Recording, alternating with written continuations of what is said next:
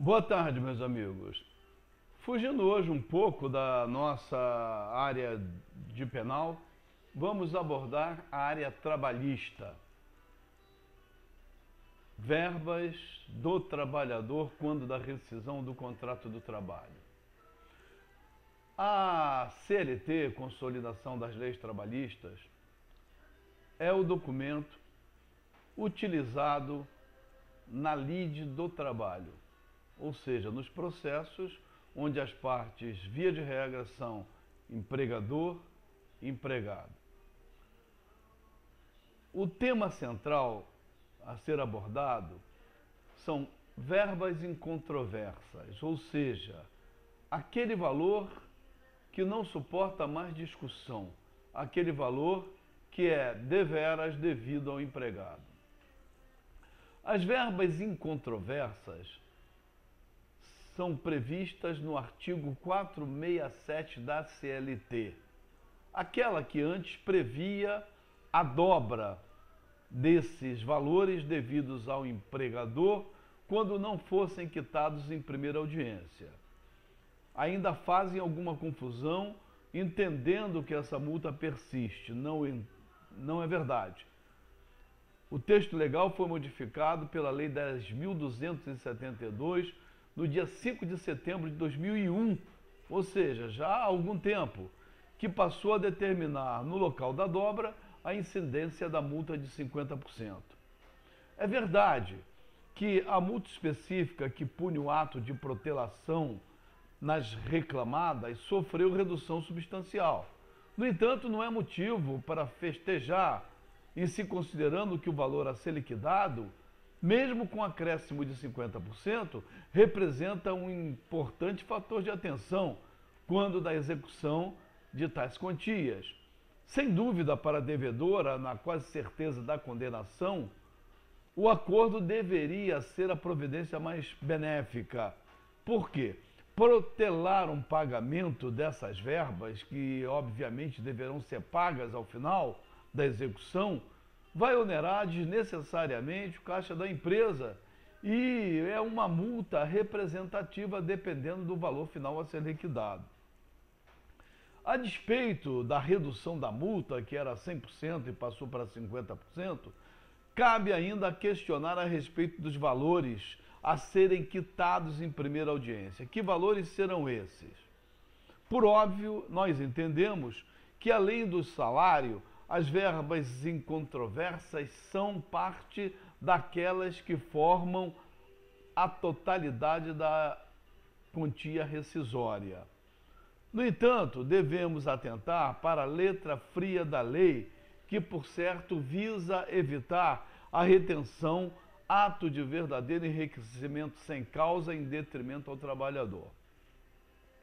O artigo 467 da CLT assevera o seguinte: em caso de rescisão de contratos de trabalho, havendo controvérsia sobre o montante das verbas rescisórias, o empregador é obrigado a pagar ao empregado, à data do comparecimento à Justiça do Trabalho, a parte incontroversa dessas verbas, sob pena de pagá-las com acréscimo de 50%.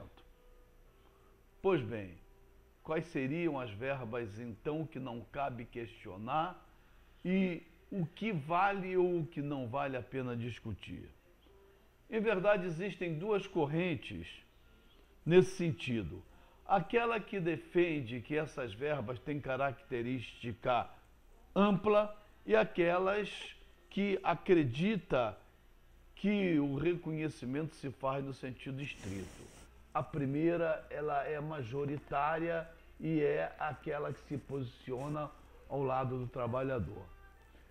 Ou seja, refere-se a tudo que é devido ao empregado, sem qualquer discussão, uma vez rompido o contrato de trabalho. Por exemplo, o saldo de salários, o aviso prévio, as férias vencidas, as férias proporcionais, essas acrescidas obviamente de 1/3, a gratificação natalina, ou seja, o 13º salário, e mais aquela multa de 40% que incide sobre as verbas do Fundo de Garantia de Tempo de Serviço. A segunda corrente, além dessas desses direitos que nós já mencionamos, acredita que são devidos todos os outros créditos que advenha do pacto laboral. Horas extras, adicionais de salubridade e adicional noturno.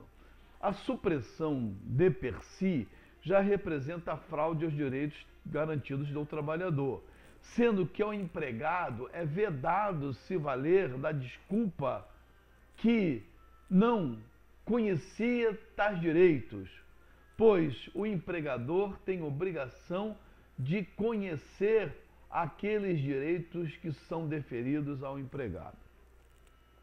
O juiz, ao aplicar a lei, atende ao fim social a que ela se dirige e às exigências do bem comum. Isso está no artigo 5º da Lei de Introdução ao Código Civil, que por analogia é aplicada à Lei Trabalhista. Estabelece o artigo 3º da Lei de Introdução ao Código Civil, ainda aplicado subsidiariamente ao direito do trabalho, que ninguém pode alegar o desconhecimento da lei. Portanto, a alegação, seja por parte do empregador, seja por parte do empregado, não vai fazer qualquer sombra à aplicação da lei.